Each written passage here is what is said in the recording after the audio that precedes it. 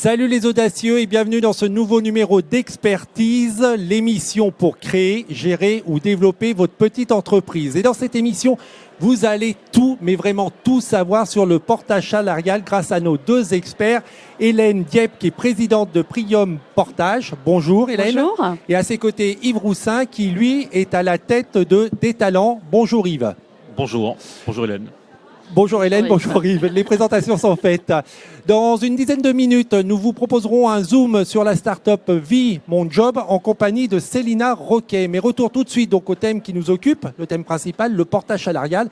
Et la première question, Hélène, qu'est-ce donc que le portage salarial ? Alors le portage salarial, c'est un mode d'organisation qui permet aux indépendants de pouvoir effectuer des missions tout en bénéficiant du statut de salarié. Donc concrètement, la société de portage effectue un contrat de prestation avec leurs clients, facture les clients, les salarie le travailleur indépendant et transforme les honoraires en salaire.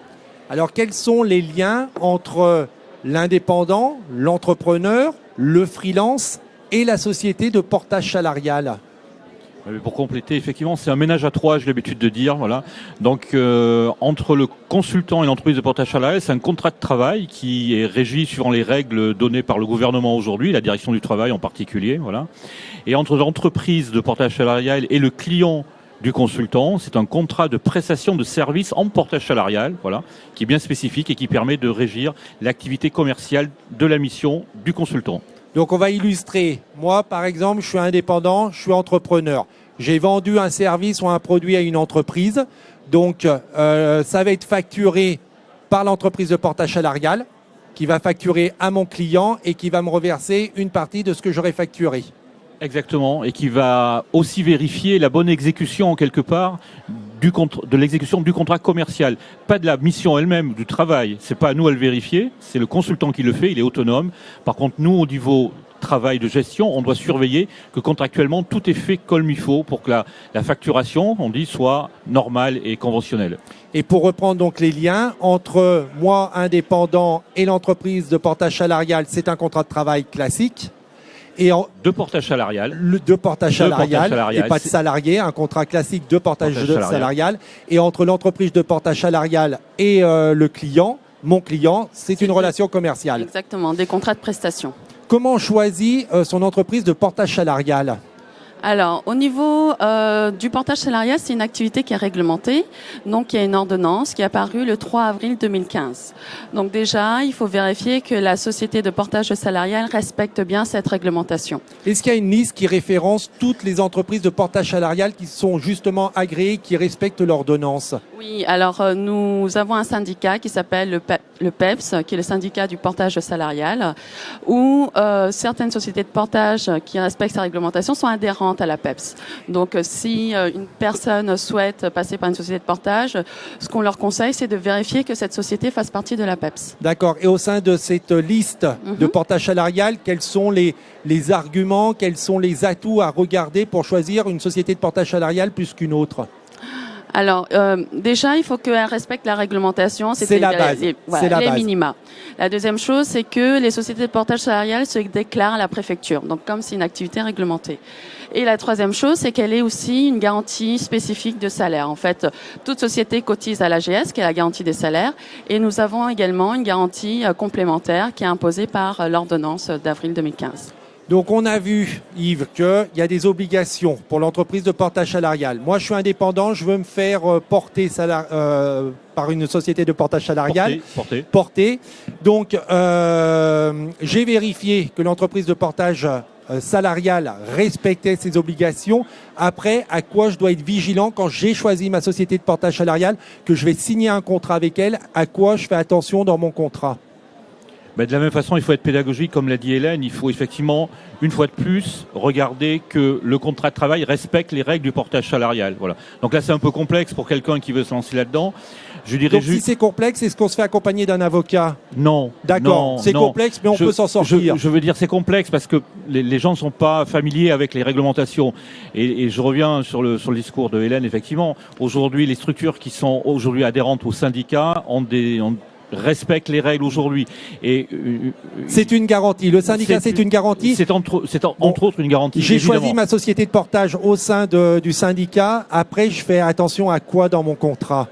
Que ce soit conforme à l'objet de sa mission. Voilà. Et là, donc, on rentre dans l'opérationnel, c'est-à-dire que le consultant a négocié une mission avec une entreprise, avec un niveau de facturation, et donc il faut que ce qui doit être transcrit dans le contrat de travail, c'est la rémunération qui lui échoit une fois que la structure de portage salarial a prélevé sa commission qu'on appelle les frais de gestion.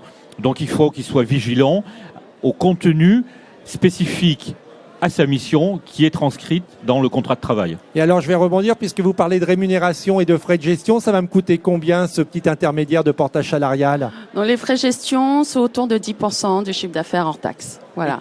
Et pour le travailleur indépendant, lui, il récupère environ 50% du chiffre d'affaires en taxe en salaire net. D'accord. Et le reste, ça part en quoi? En charges Le reste, diverses? ce sont les charges salariales. Donc le salaire net plus les charges salariales, ça donne le salaire brut.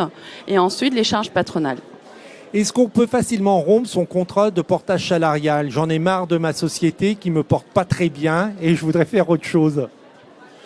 Alors, pour la première question, rompre le contrat de portage salarial, oui. Le contrat de travail de portage salarial, oui. Et la normalisation permet cette flexibilité, cette flexi-sécurité qui est dans le portage salarial, effectivement, aujourd'hui. Si c'est un CDD, voilà, il se termine à sa date d'échéance.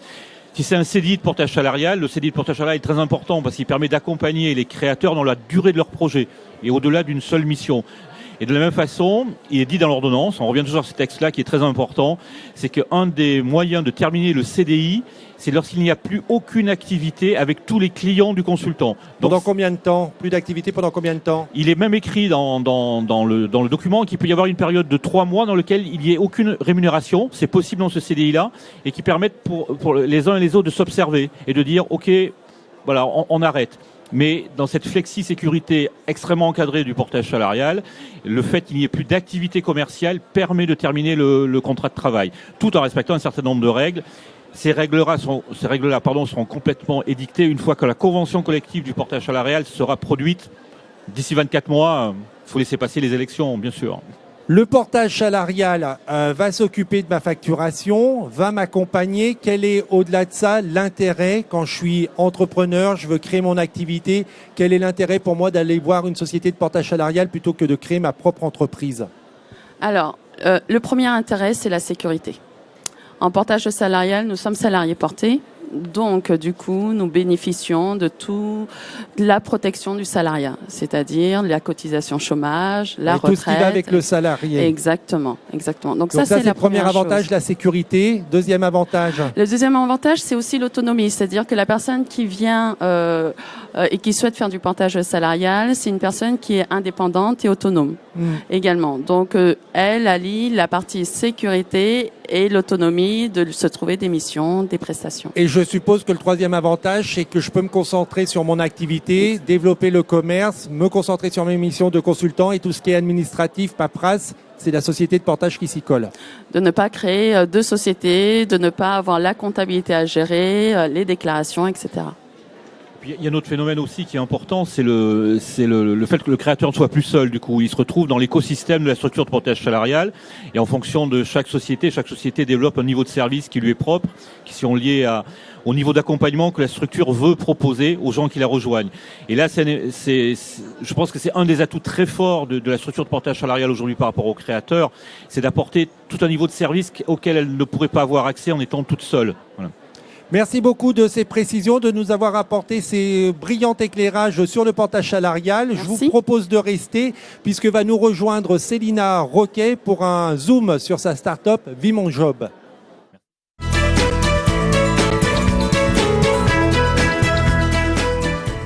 Célina, bonjour. Bonjour. Alors, quelle est la difficulté que vous avez rencontrée au moment du lancement de votre start-up ? S'il y a eu une difficulté, parce que des fois, il n'y a pas de difficulté. On a eu pas mal de chance, mais on en a quand même rencontré. La difficulté majeure qu'on a rencontrée au départ, c'est d'avoir beaucoup d'idées et de ne pas savoir par quoi commencer. Plein d'idées, trop d'idées. Voilà, plein d'idées, trop d'idées. Ça ne veut pas dire qu'il faut les oublier, mais il faut les prioriser. Alors, comment on fait quand on a plein d'idées et qu'on ne sait pas par où commencer ? Alors déjà, on ne peut pas être expert sur tout. Donc on s'est entouré d'un board d'experts, qu'on a appelé comme ça. Un board ? D'experts. Un board ? Un tableau ? Non, un groupe d'experts Un qui... groupe, voilà. un groupe.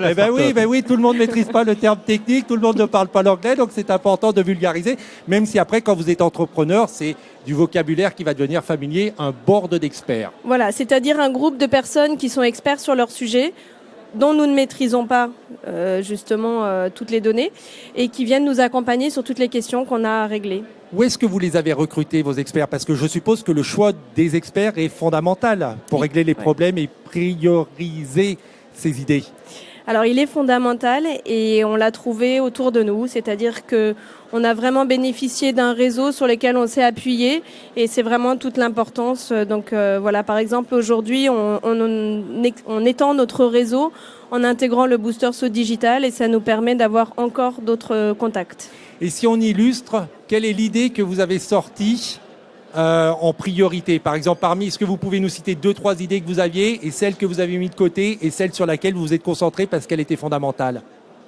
Alors, je ne vais pas tout vous raconter quand même. Non, parce qu'on n'a pas le temps, mais... Mais oui, bien sûr, on a commencé par l'offre B2C. Alors, c'est encore un mot anglais. L'offre pour les consommateurs. Exactement. Donc, qui est celle qu'on peut voir sur notre site internet.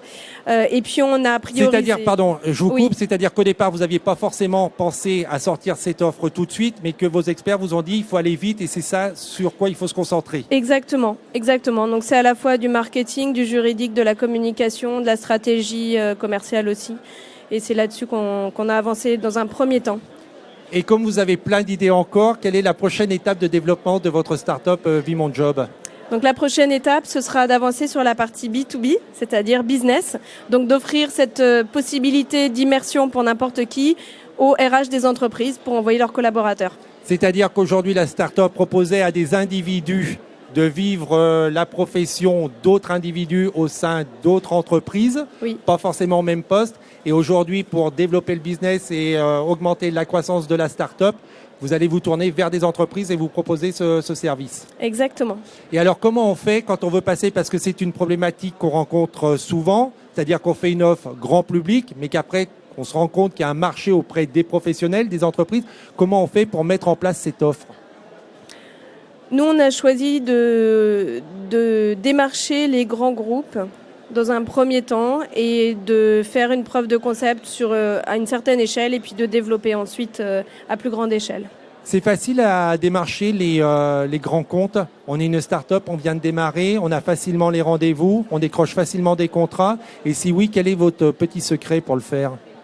Alors, oui et non, ce n'est pas si difficile que ça, surtout quand on a les mots-clés qui vont bien et que les RH, en tout cas pour nous c'est notre cible, les RH des entreprises entendent bien. Donc dès qu'on parle innovation sociale, emploi, c'est vrai que ce sont des mots qui sont assez facilement entendus. Et puis de plus en plus, les grands groupes cherchent à créer des partenariats avec des startups. Donc ça veut dire que quand on est une petite structure, il ne faut pas avoir peur, il faut oser, il faut aller voir les grosses entreprises, il y a du business à faire. Oui. Et puis derrière, bien connaître l'entreprise et le service qu'on veut leur proposer pour que ça matche. Match qui est anglais, qui colle, pour que ça colle. Merci beaucoup Célina. Merci à vous. De ce précieux éclairage. Merci à vous pour vos conseils. Merci. Pour ceux qui voudraient revoir cette émission et les conseils, les précieux conseils qui vous auront été donnés, c'est Salon SME TV, la chaîne YouTube du Salon SME. C'est également sur demain.fr, le site internet de la chaîne Demain TV. Ces émissions seront également diffusées tous les mercredis à partir du 19 octobre à 20h15. On se retrouve très prochainement pour une nouvelle émission Expertise, l'émission pour créer, gérer et développer votre petite entreprise. Salut les audacieux.